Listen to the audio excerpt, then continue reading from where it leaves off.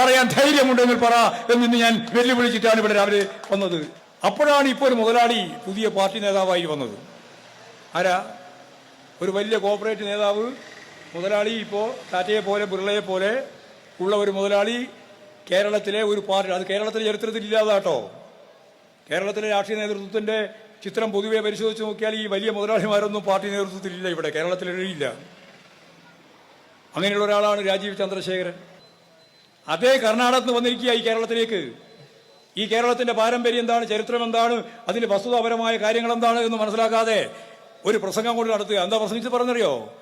കോൺഗ്രസും CPM-ഉം ഒരേപോലെ അഴിമതിക്കാരാണ് എന്നാണ്. ഞാനിന്ന് വെല്ലുവിളിച്ചിട്ടുണ്ട് രാവിലെ ആ പത്രം വായിച്ചതിന് ശേഷം. ധൈര്യം ഉണ്ടെങ്കിൽ പറ, CPIM-ന്റെ മന്ത്രിമാരോ ഇടതുപക്ഷ ജനാധിപത്യ മുന്നണിയുടെ മന്ത്രിമാരോ CPIM-ന്റെ ആരെങ്കിലുമോ ഏതെങ്കിലും രീതിയിൽ അഴിമതി നടത്തി ഇതാ അഴിമതി എന്ന് പറയാൻ ധൈര്യമുണ്ടെങ്കിൽ പറ എന്ന് ഞാൻ വെല്ലുവിളിച്ചിട്ടാണ് ഇവിടെ രാവിലെ വന്നത്. ആലപ്പുഴയിൽ ഞങ്ങൾക്കൊന്നും മറച്ചു വെക്കാനില്ല കേട്ടാ.